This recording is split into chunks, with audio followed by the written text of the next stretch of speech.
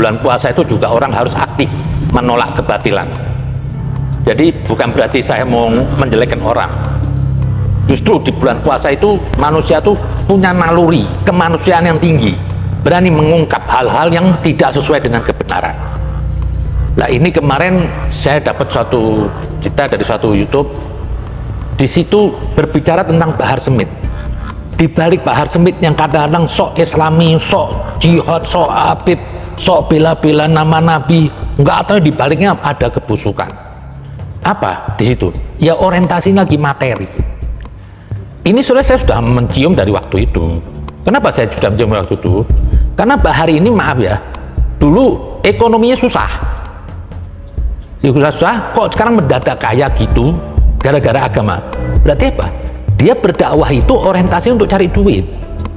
Terkadang dia pamer rumah mewah, kan kayak anak kecil mobil mewah. Karena apa? Sudah kelamaan miskin mungkin. Jadi kaget. Dia backgroundnya bukan seorang yang mampu lah. Dan malah saya dengar sempat mau jadi artis, gagal apa. Lah ini dia ke agama, ya dia berbicara hal-hal apa ya? Orang tuh kalau mau berbicara hal yang batil, orang tuh kalau mau mendukung orang yang salah, pasti datang duit. Kenapa? Ada yang beli. Tapi kalau orang yang membela kebenaran, menegakkan keadilan, itu nggak dapat apa-apa. Mau kalau saya aja mungkin kalau mau beroposisi untuk melawan, saya ikut kelompok-kelompoknya Bahar ini semua, besok saya mungkin kaya. Karena apa? Banyak yang mau beli saya. Kenapa? Orang batil itu senjatanya uang. Nah ini pendakwah ini ada transaksi. Nah faktanya Bahar hidup mampu. Nah dari video itu diungkap. Jadi setiap pendakwah ini yang orientasi duit, itu mereka punya dayang-dayang. Ini saya tahu, nggak Bahar aja, banyak.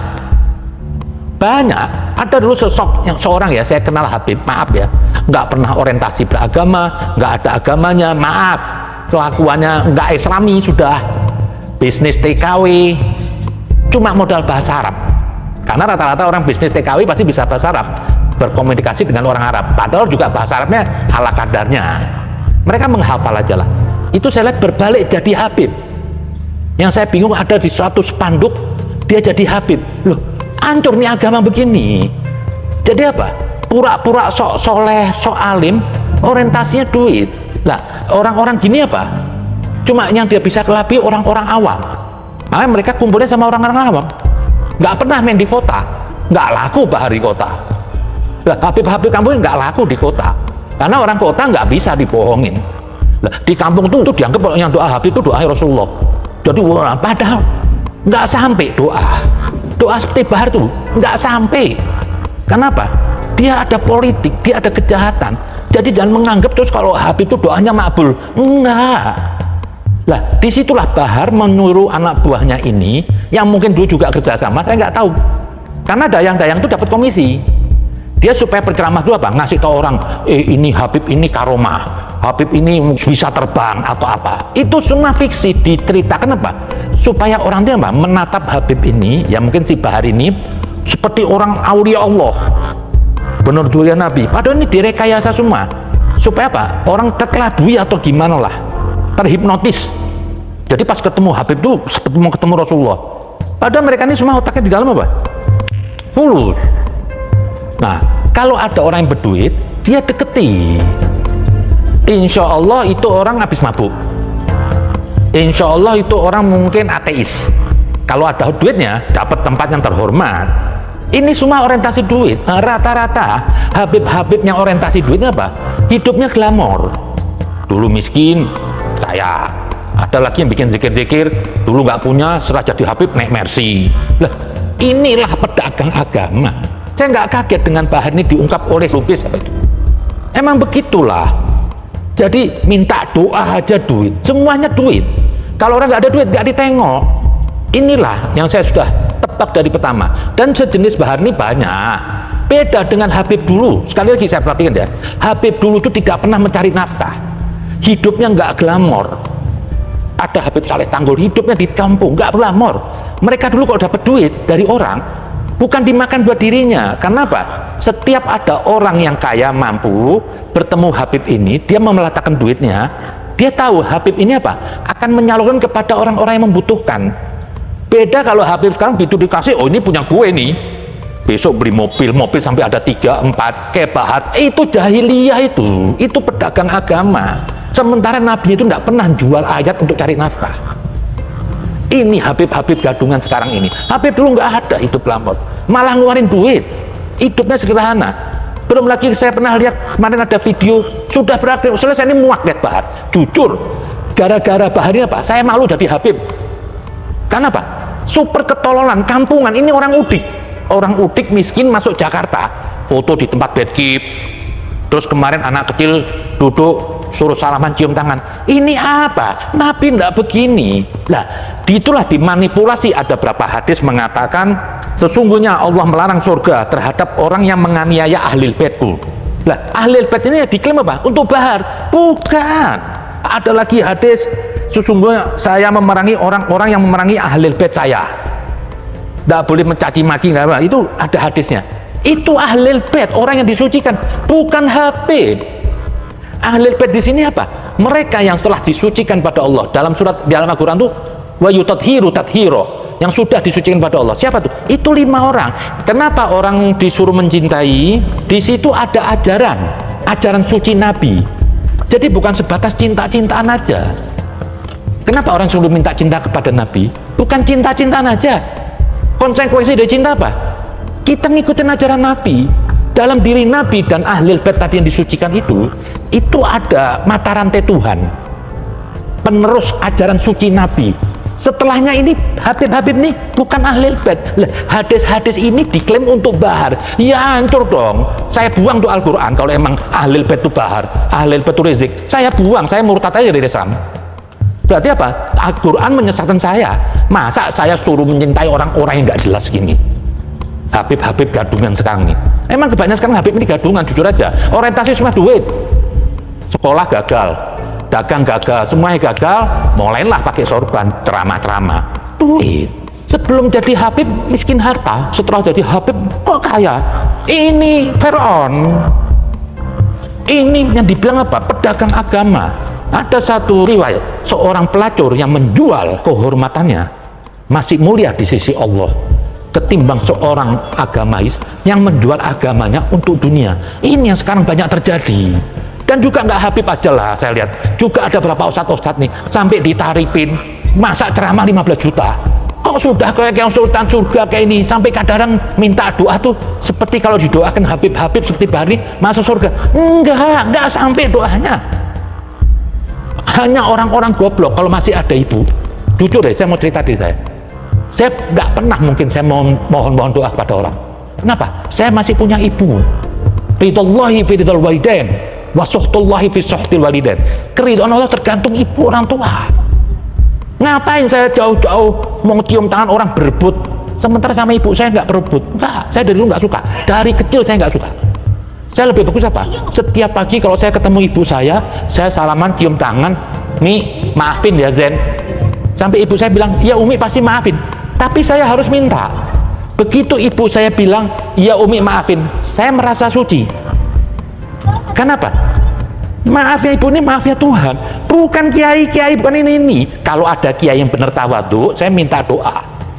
Justru saya itu lebih banyak minta doa apa? Kepada orang-orang kecil yang hidupnya bekerja tulus ikhlas, yang nggak ada agamais. Itu saya malah takut. Karena doa-doa orang lemah ini apa? Nembus ke langit. Kalau nggak ada ibu, istri. Karena istri itu janji Allah. Allah menikahkan seseorang itu dengan istri itu apa? Nikah itu langsung perintah dari Tuhan. Nah, yang mendatangkan rezeki itu juga betulnya istri. Kalau dalam ilmu filsafat itu istri itu lehernya suami. Kemanapun yang bisa ngerasakan kepala itu ada lehernya. Dan sampai dibilang apa? Harus menghormatin istri. Jadi nggak usah jauh-jauh. Lah ini kayak Bahar minta doa. Kok kayak seperti Bahar nih Nabi? Bukan. Saya malah curiga ini bener Habib bukan. Karena membuktikan susah sekarang. Oke, nasabnya ada bin fulan. Siapa tuh mungkin dulu selingkuh? Kan nggak bisa membuktikan. Siapa yang bisa membuktikan? Siapa yang bisa membuktikan nenek moyangnya dia dulu mungkin hamil dari bukan pernikahan? Kan bisa saja. Gelar jalan terus. Tapi belum tentu itu. Lah, yang saya bingung orang kok minta doa sama Bahar. Ini kadang-kadang juga ada apa? Kerjasama orang goblok sama si Bahar ini. Maunya digonggong-gonggongin. Kayak tadi ada disebut di konten YouTube yang satu teman si Lubis ini apa? Kan dia apa? Dia suruh ngomong sama orang, ini Habib harus kasih Habib ini titisan Nabi, kalau Anda nggak ngasih nanti Anda nggak dapat berkah Nabi. Kok Nabi dijual? Tega betul Anda jual Nabi. Jujur aja, saya ini diklaim orang Habib, saya jujur aja takut. Saya terkadang apa? Lebih happy lihat orang yang bukan Habib. Kenapa? Nggak punya beban dosa sosial, terikat dunia saya. Justru orang yang bukan Habib itu, kalau dia bisa menyintai Rasul, lebih mulia daripada saya seorang Habib. Kenapa? Kalau saya mencintai Nabi itu nggak ada kelebihannya, karena itu kakek saya mungkin. Nah, nilai ibadah saya mungkin kecil. Justru ada orang-orang yang bukan Habib itu bisa mencintai Rasul itu justru saya iri. Mereka tulus ikhlas. Lah ini sekarang dimanfaatkan oleh Habib-Habib kardus ini, seperti Rizik ini, siapa, banyaklah mereka ini cuma mau jual. Mau saya bilang apa? Sekali lagi saya bilang apa? Habib sekarang ini, pra Rizik kemari ini beda dengan Habib dulu. Habib dulu hidupnya sederhana. Saya ada satu Habib Husin Al-Mukhtar, rumahnya gubuk derita di Kalibata. Setiap dapat uang diberi ke orang lain. Pernah suatu saat dia mau makan, tamunya banyak, sayurnya sedikit. Dia bilang istrinya sudah selesai masakannya. Sebentar sudah selesai. Pas sudah selesai di luar ada 20 orang. Ini menu untuk 5 orang. Apa bilang sama istrinya? Istriku, ambil air panas sama garam. Itu sayur semur disiram air panas sama garam diaduk. Ayo semua makan. Nggak punya apa-apa. Dagang sana kemari. Mukanya lebih bernur daripada Bahar yang kayak sendal jepit gitu. Rambut dikuningin, masa gini ngaku itrah Nabi. Lah ini gendengin bangsa ini sekarang. Kalau Bahar ini bisa dijadikan perwakilan Islam, perwakilan Nabi, ini kan ketololan tingkat tinggi ini. Saya jujur nih, saya bicara sebagai Habib, saya malu dengan bangsa ini. Tapi kok ada bangsa sini juga mau pribumi kok ditolol-tolol, suruh nyembah kakinya. Nabi enggak begitu. Justru Habib-Habib dulu apa? Kalau yang datang Habib itu nggak dikasih banyak waktu. Justru yang datang ke orang bukan non Habib justru dihormati, didudukkan, diuangkan. Justru kalau ketemu Habib dicuekin, dihormatin, sederhana hidupnya, nggak minta apa, malah ditanya kehidupan gimana. Lah ini tadi dibongkarnya oleh seorang tadi lubis itu, saya nggak kaget. Ya, saya sudah mencium. Ini banyak sekarang generasi Habib ini hanya untuk cari materi, tipu-tipu. Terakhir Bahar datang lagi, sok preman, sok jagoan. Aduh laganya. Bulan puasa kemarin nih datengin staf yang sudah ditutup. Gayanya, ana mau ratakan. Lu pikir ini negeri bapak moyang lu mau ratakan? Lu ini numpang juga di sini, mbok sadar dikit lah. Kok terus mau ratakan? Ini tempat tidurannya. Iya. Buka. Udah tutup tidak? Hah? Dikunci. Nggak bisa. Emang itu nggak ada kegiatan di dalam. Ada gangguan juga loh. Manajemen nggak ada tempat kalau.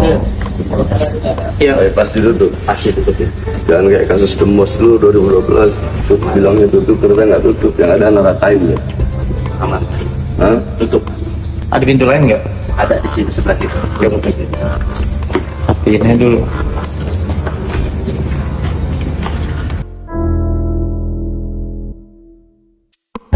Ini kunci juga nih. Kunci juga. Kita kalau nggak ada kegiatan kita ditutup semua. Jadi tempat hiburan tutup semua ya. Tutup. Kalau ini apa? Kalau ini cuma kedai kafe aja. Ya, maksudnya di sini jual minuman keras ya. Ya kalau buat kita kan karena entertainment kita tutup nggak jualan. Kita itu bir cuma banner aja. Cuma banner aja itu. Angkat. Angkat. Keluarin. Taruh aja itu, Ki. Angkat. Gulung aja itu.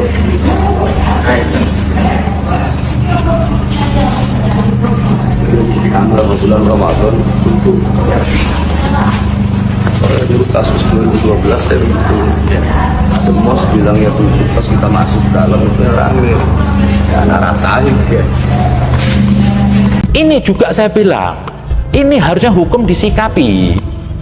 Tidak boleh orang datang sidak ke suatu tempat tanpa diikutin oleh aparat.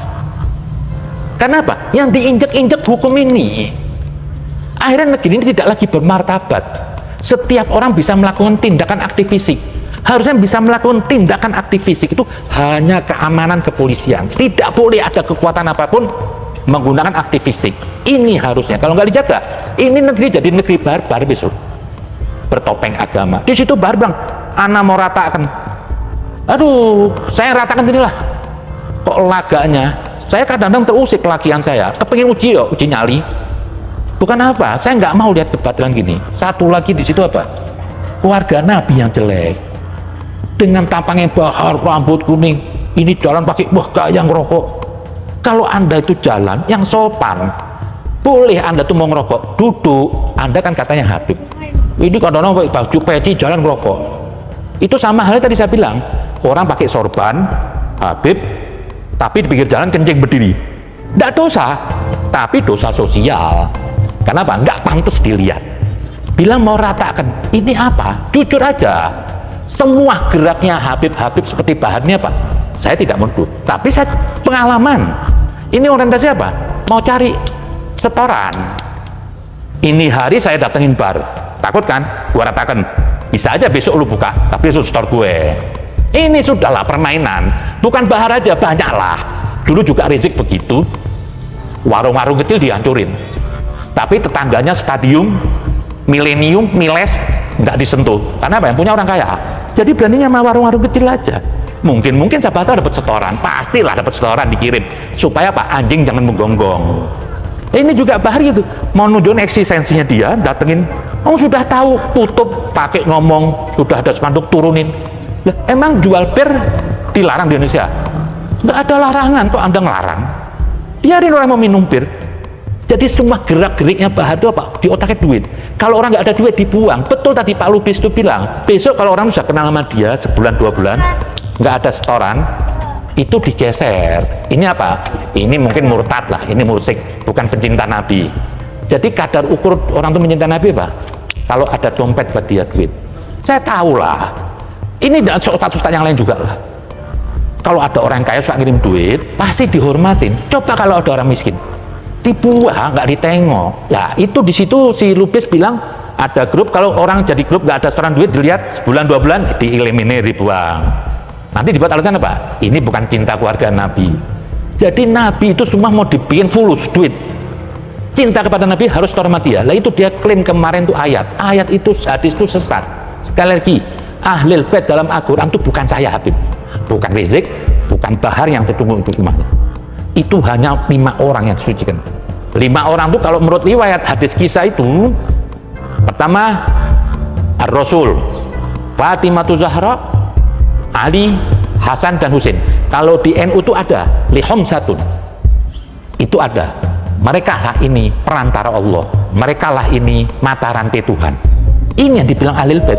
Ke bawahnya nih sama, saya nggak ada beda dengan yang lain-lain ini. Jadi saya minta lah rakyat ini, jangan mau Anda diperbudak oleh Habib-Habib biadab beginilah. Suruh cium kaki, kok tolol amat.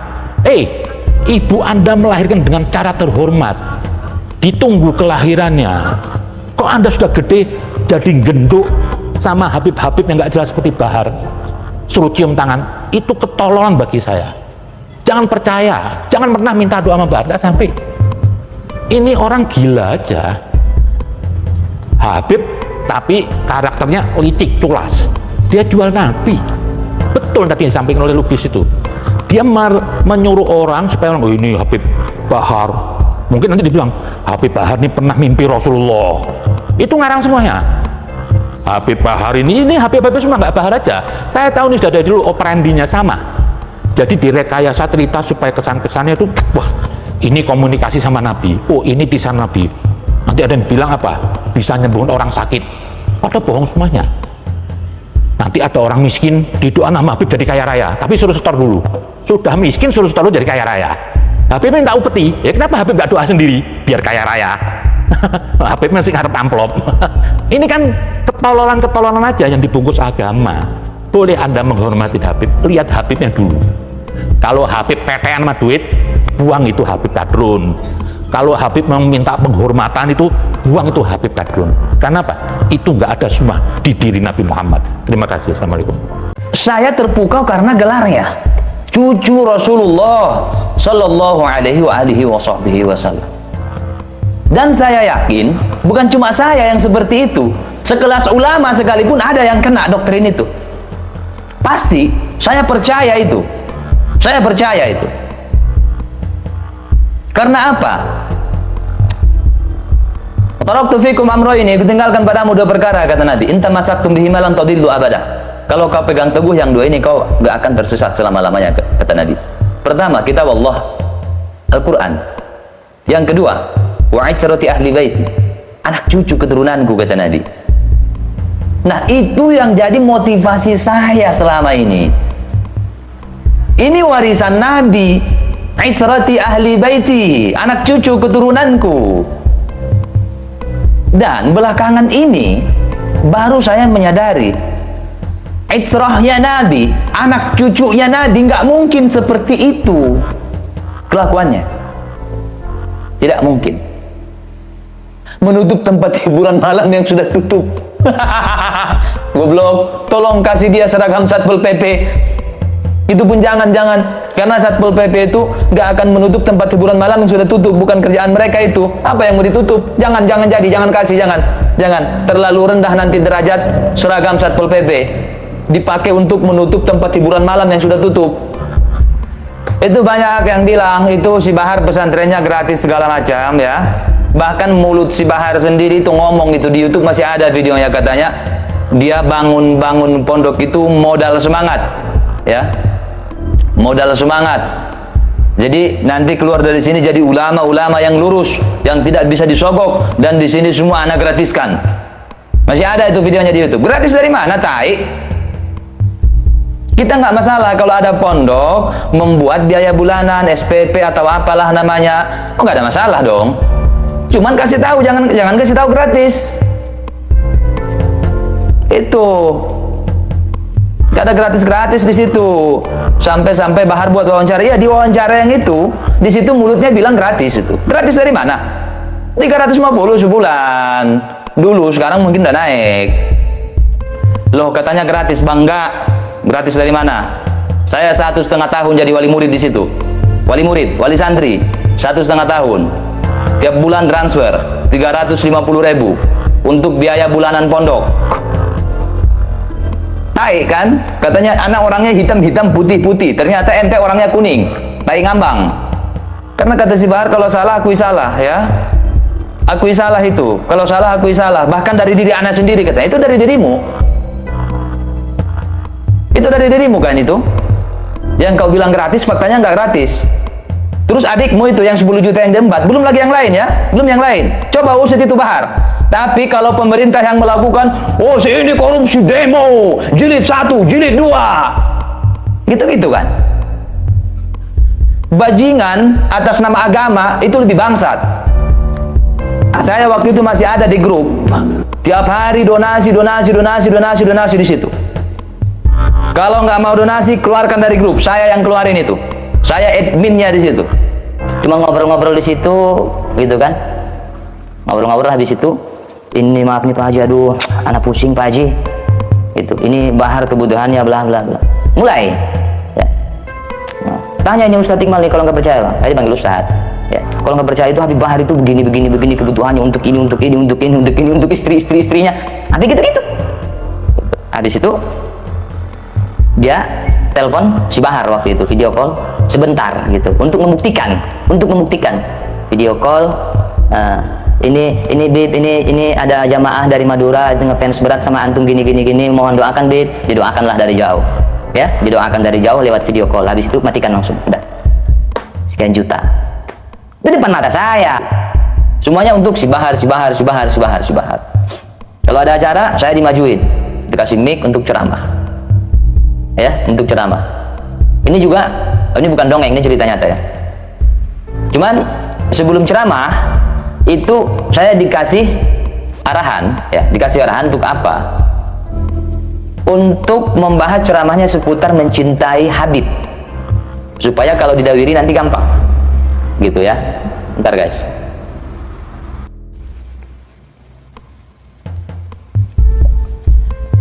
ya nanti dongeng lagi, anak suka yang gitu-gitu ya. Itu besok kita buat jilid 2 nya, jilid 1 udah selesai ya. Itu semua atas nama itu, ya, atas nama itu. Salah satu contoh, ada langganan tetap dawirnya itu orang Bogor, orang Cibinong. Itu bapak-bapak nggak tahu habis berapa ratus juta. Itu ratus juta ya, ratus. Yang satu itu. Biasanya nongol di sini orangnya. Jadi hukumnya rokok apa, Bang? Rokok haram, maka saya bakar. Ya. Rokok di Majelis Ulama Indonesia makruh. Cuplis, awas, ntar aneh bongkar soal Aida. Iya Bang, bongkar, mantap. Dan soal-soal lain juga masih ada ya. Kasus tali air semua ada. Cuman belum ke situ dulu ya. Kalau itu saya nggak ngomong ya, saya nggak ngomong ya. Kalau ada orang lain yang ngomongin nanti ya terserah, nggak urusan saya. Masalah tali air ya, masalah otong-otong ya, bukan odong-odong. Oh, bawa-bawa nama. Itu ada yang dari Bogor ya, itu langganan ya. Salah satu langganan yang dari Tegal. Paling jarak 2-3 hari telepon atau chat, Assalamualaikum Pak Haji. Jadi kalau yang bapak-bapak dipanggilnya Pak Haji, kalau ibu-ibu dipanggilnya Bu Haji ya. Oh saya belum haji, saya doakan mudah-mudahan haji. Orang senang. Gitu-gitu lagunya, luar biasa ya. Jadi kalau ada ceramah, saya disuruh ceramah seputar mencintai Habib, mencintai Habaib. Baru ya keutamaan-keutamaan bersedekah kepada mereka. Kepada mereka, bukan keutamaan sedekah secara umum, bukan, tapi kepada mereka. Jadi seputar itu terus ceramahnya, menghormatinya ya, pokoknya keutamaan-keutamaan, mencintainya segala macam, apalagi berkorban untuknya, begitu-begitu. Misalnya Karudin Fatin Bapak Muhammad Esmanani, iya, itu yang tunggu-tunggu. Biasanya orangnya nonton, cuman dia malas komen ya. Bapak itu juga yang datang ke pondok yang luar biasa ya, pondok yang penuh berkah, namanya Pondok Tajul Alawiyin, pimpinan Si Bahar. Ke pondok itu juga dia datang, bapak yang tadi saya bilang dari Bogor, dari Cibinong itu, mengantarkan uang sumbangan untuk pesantren pembangunan 10 juta, ditransfer m-banking depan orangnya langsung, kemudian dilihatin bukti transfernya, baru Masya Allah, jazakallah khair bla bla. Sebelumnya diintimidasi dia di situ. Anda nggak usah telepon-telepon, itu hubungan sama Lubis sama TIJ itu orang nggak benar bla. Digituin bro, digituin sama mereka di situ. Nggak usah hubungan-hubungan chatan, telepon, komunikasi sama itu si Lubis sama TIJ itu orang nggak benar, itu pembenci habaib segala macam. Setelah dia transfer 10 juta untuk pondok, niat dia ke situ ya untuk silaturahim sama mau ngasih bantuan pembangunan pondok, ditransfer 10 juta, diliatin depan orangnya langsung 10 juta. Masya Allah, jazakallah khair bla bla bla. Dia embat juga duitnya, nggak masuk ke pondok nggak, jadi embat. Itu si Zen ya, adiknya si Bahar ya. Jadi bapak itu kayaknya ratusan, nggak tahu berapa ratus itu ya. Pak Muhammad Esman ini orangnya.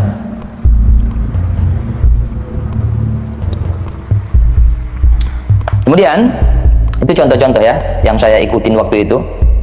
Yang langsung, kalau di grup itu udah jangan tanya lagi. Biasa yang paling vokal di komen itu ada Mamat Cengkareng ya. Kalau di grup itu saya admin utama, admin di situ ada tiga ya. Admin di grup itu ada 3 selain pendiri grup yang dari Tegal itu ya, yang katanya murid pertama Si Bahar ya. Itu ada 3 selain dia. Admin utamanya saya. Orang Malaysia juga ada.